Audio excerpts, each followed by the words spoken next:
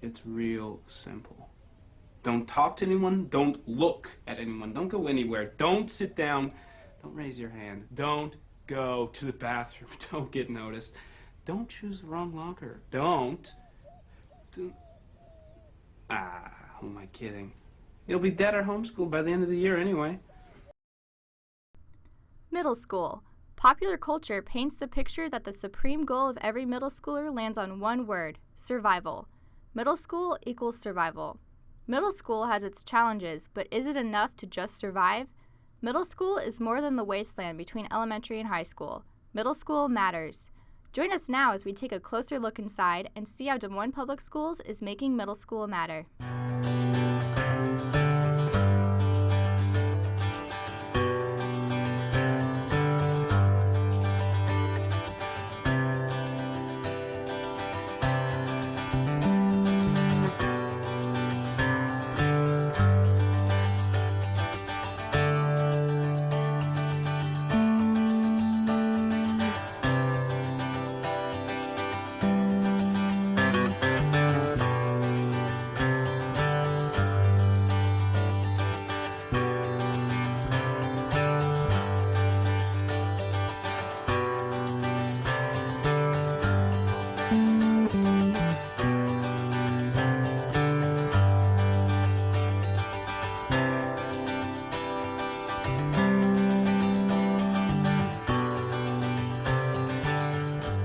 Have been in a turnaround process for about the last 5 years, and one of the big things that we focus on is our culture and climate, specifically student behavior. And one of the things that our vice principal has put into play is a student leadership group called the Wolf Pack. It's for all kids. They have to apply to be in it. They have to do community service hours. They have to have, positive behavior. They have to be nominated by a teacher. And if they do that, then they write an essay. And then they have a packet they have to pledge for, and they have a 2-week period that they pledge. And then when they're finished with their packet and everything's checked off, then they get into the Wolf Pack. But with that, they're expected to role model positive behavior and help intervene their peers when they're not. So if you're in the Wolf Pack, those are the things you need to do. For Wolf Pack meeting or government meeting or stuff like that, we talk about stuff to help make our school better, and events, and then how to get more kids to be more positive. When I first came here, I got suspended. And I was getting in trouble and stuff, and then I got in a Wolf Pack and started doing more things, and then my behavior's changed a lot. I used to not care at all, and then now I just care a lot more than I used to.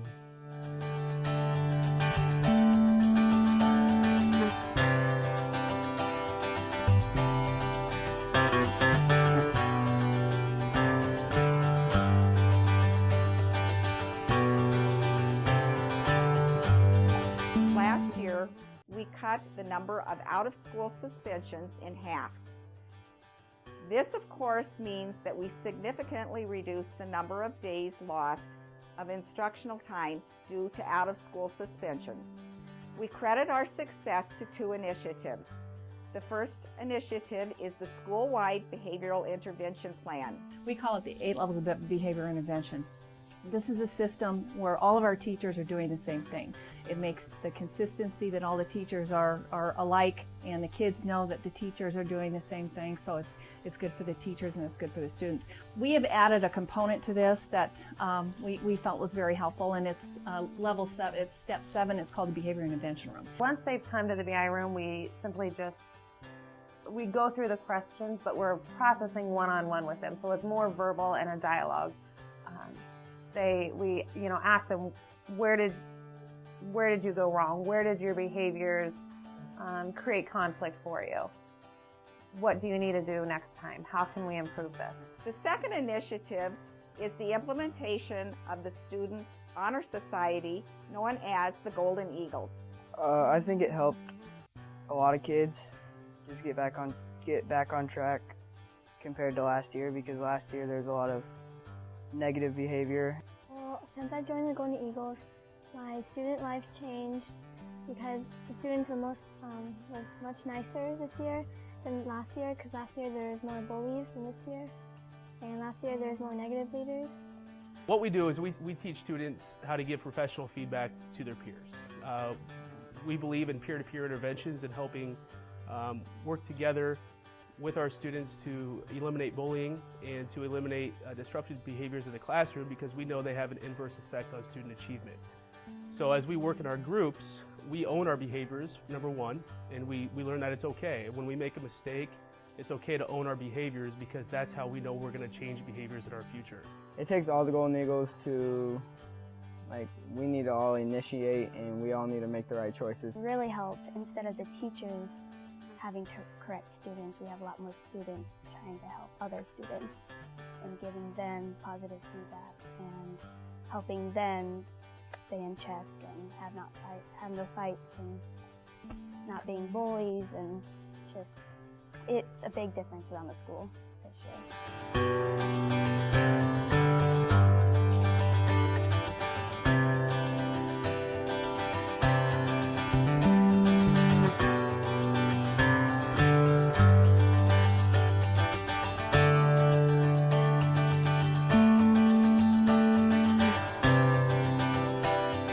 Scholastic Math Inventory was a new initiative started by the district to help us get interim measures of students' math performances.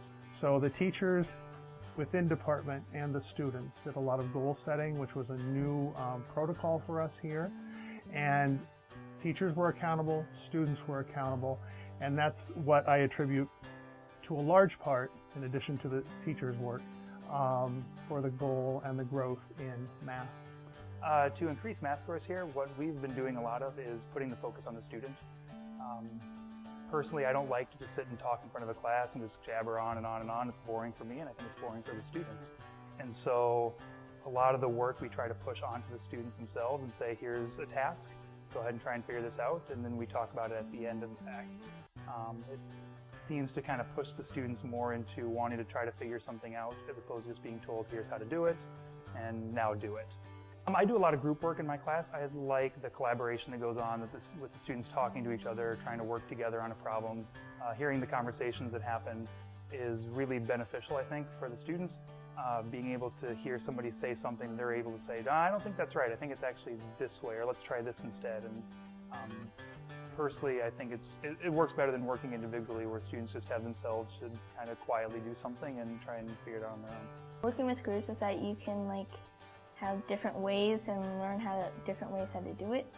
And then if it's a wrong way, then at the end Mr. Hanson will come and show you how to do it. Usually in math we start off with some warm-up questions, and it's basically what we've gone over the past couple days or what we were learning in the unit. I think Mr. Hanson really brings it. It makes us want to do it, making us have fun with it as much as we're learning.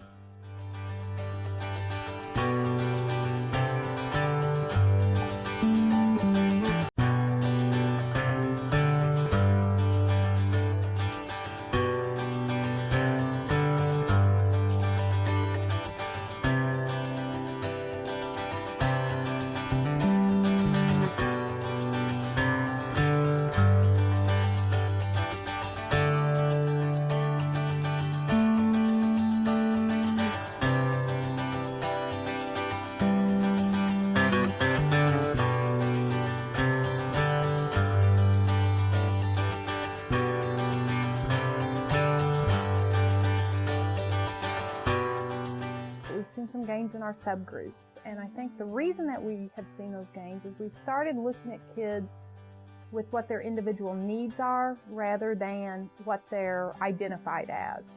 So we've stopped saying that if you have an IEP, you only work with special ed teachers for extra assistance. If you're general ed, you only work with title teachers if you need special assistance. ELL works with ELL. We're saying, let's look at the student, let's look at what the problem is, where is the error in their understanding, and then who is the best teacher to fix that misunderstanding. Yeah, last year we started a 6th grade after school, before school reading program that was funded by United Way, and we looked at 30 6th graders that we considered to be what we call kind of bubble kids, or kids that are really close to proficient but just not quite there, and thought, maybe 90 minutes of extra, really intense, one-on-one small group reading instruction could boost up their achievement a little bit. The most important part is time. If they're there 90 minutes a week, that was a huge boost in achievement. The kids that were there less than 75% of the time didn't tend to improve quite as much. So that was kind of the biggest part we thought was just them being there and getting that one-on-one instruction. We usually do small groups.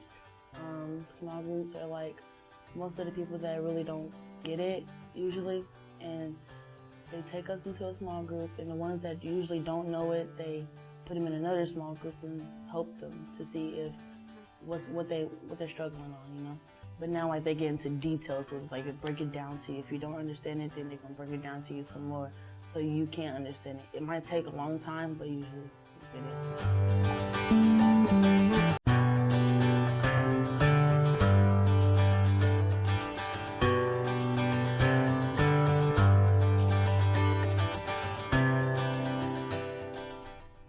With these efforts and more, Des Moines Public Schools is creating an environment of leadership and learning that is being carried on to the next level. Why do middle schools matter? We can give you 6,750 reasons. It matters for them. It should matter to you.